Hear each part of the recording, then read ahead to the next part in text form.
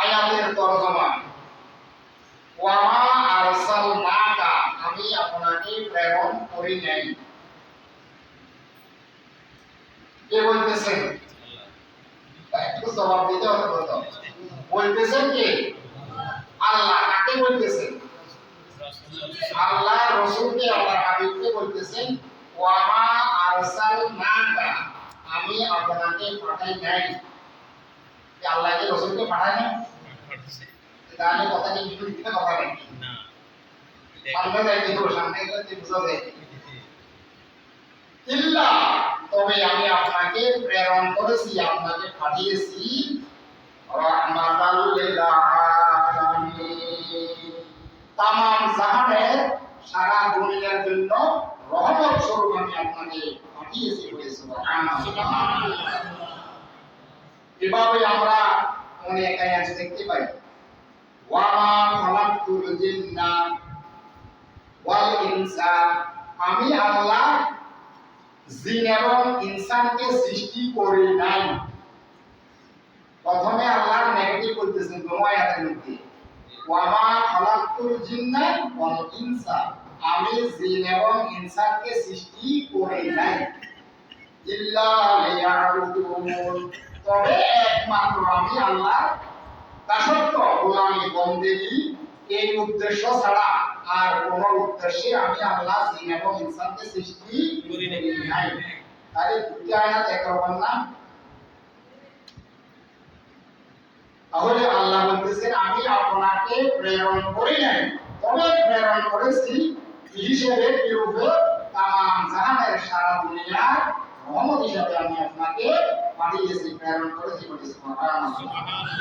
এই রহমতটা কিভাবে আমি আপনাদের সম্মুখে মাওলানা একটু কান লাগায় শুনেন।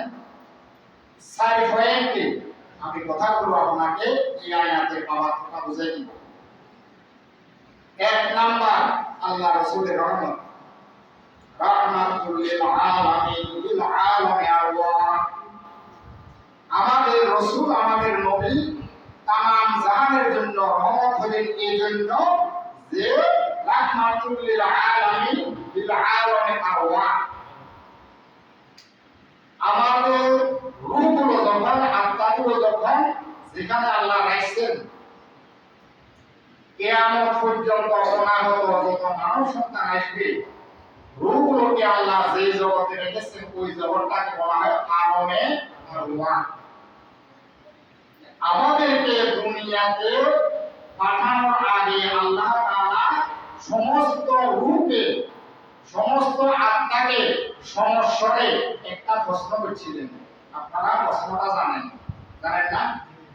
আলাস্তু বিরব্বিকুম আলাস্তু বিরব্বিকুম আমি কি তোমাদের পালনকর্তা নই? আমি কি তোমাদের রব নই? এই প্রশ্নে সর্বপ্রথম সমস্ত আত্মার পক্ষ থেকে সমস্ত রূহের পক্ষ থেকে এই যে আমাদের আখির জামানার পয়গম্বর সাইয়্যিদুল মুরসালিন খাতামুন নবিয়্যিন জবাব দিয়েছিলেন যে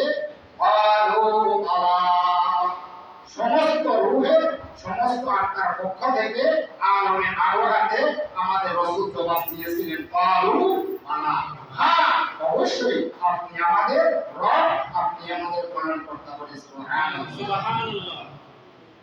কিতাবে দেখা যাইতেছে রাসূল যদি সমস্ত আত্মার পক্ষ থেকে ওই দিন এই কথাটা না বলতেন হয়তো আল্লাহ তাআলা আমাদেরকে দুনিয়াতে পাঠাইতেন না।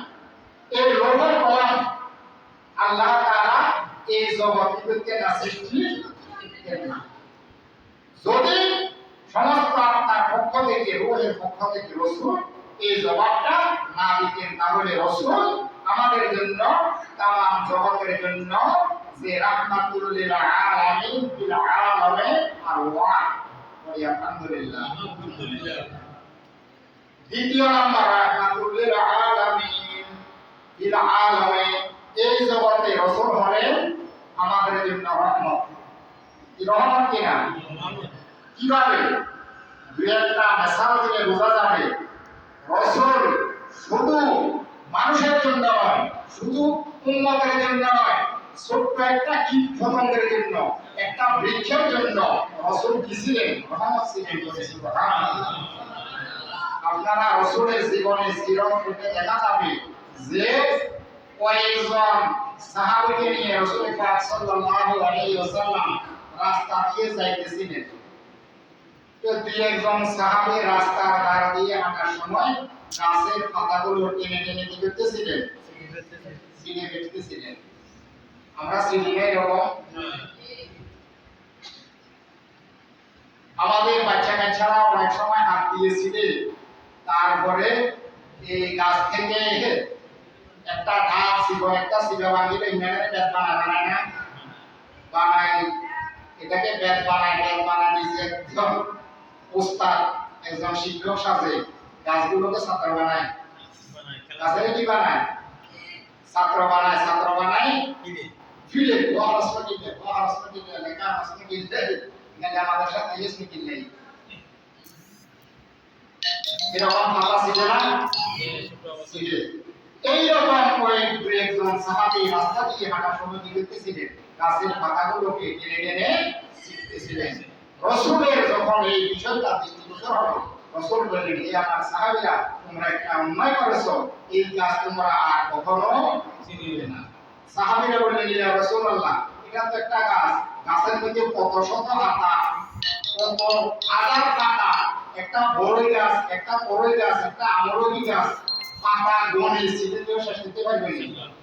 সাহাবীরা বললেন যে, ইয়া রাসূলুল্লাহ, গাছের মধ্যে কত শত পাতা, কত হাজার, কত লক্ষ পাতা, যদি একটা না ছিঁড়তে এমন কি অসুবিধা নেই? রাহমাতুল্লিল আলামিন বললেন, হে আমার সাহাবীরা, তোমার দেহের মধ্যে কত হাজার লোম, কত লক্ষ লোম, তোমার মাথার মধ্যে কত লক্ষ কত চুল, তোমার একটা মাথার চুল, তোমার একটা গায়ের লোমকে টান দিলে তুমি কি আরাম পাইবে না ব্যথা পাইবে? কিরকম ব্যথা পাইবে? ব্যথা জায়গা মতো টান দিলে পাইবে। মাঝে মাঝে আমি টান দিই হাতে, যখন ক্লাসে গেলে ব্যাট না থাকে, এখান দিই আর এখান দিই, দেখেন নি একেবারে বেড়ে দিলাম দিই আর কপালে এখান দিই, টান দিলে সাথে সাথে কি বেড়ে চোখের পানি বেড়ে না, কোনো ব্যাট দিয়েও আঘাত করলাম না, স্পর্শকাতর জায়গা। তাহলে রাসূল বলতেছে, তোমার একটা লোমকে, তোমার একটা পশমকে, তোমার একটা চুলকে টান দিয়ে ছিঁড়লে তুমি যেরকম ব্যথা অনুভব করো, একটা গাছের একটা পাতা ছিঁড়লেও এই গাছটা এরকম ব্যথা অনুভব করে। তাহলে রাসূল একটা গাছের প্রতি কিরকম দরদ, কিরকম রহমত, কিরকম মায়া, একটা পশু পাখির প্রতি রাসূল কিরকম মায়া, যে রাসূল বলেছেন, তোমরা যদি তোমাদের পশুগুলোকে ভালোভাবে খানা দাও, এগুলোর জন্য তোমাদেরকে কি দেওয়া হবে? তোমাদের আমলনামায় নেকি লেখা হবে। বলে সুবহানাল্লাহ।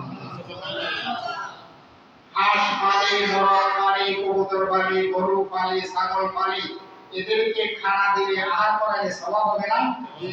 কে বলেছেন? রাসূল বলেছেন। সম্মানিত উপস্থিতি, সব ঘটনা বলা যাবে না। রাসূলের এই দয়া, রাসূলের এই রহমত আমরা দেখতে পাই যে রহমতের নবী রাসূলুল্লাহ সাল্লাল্লাহু আলাইহি ওয়াসাল্লাম দ্বীনের দাওয়াত দিতে, কোরআনের দাওয়াত দিতে, রিসালাতের দাওয়াত দিতে কোথায় গেলেন? তায়েফের ময়দানে। ঘটনা তো মনে হয় বুঝতে হবে না, এই ঘটনা অনেকেই জানেন। এই তায়েফের ময়দানে যখন রাসূল দ্বীনের দাওয়াত দিতে গেলেন, তায়েফবাসীরা কি রাসূলকে ফুলের মালা দিয়ে বরণ করছে, না ইট পাটকে দিয়ে আঘাত করছে? যে কেন? আল্লাহ দাওয়াত দিতেছে।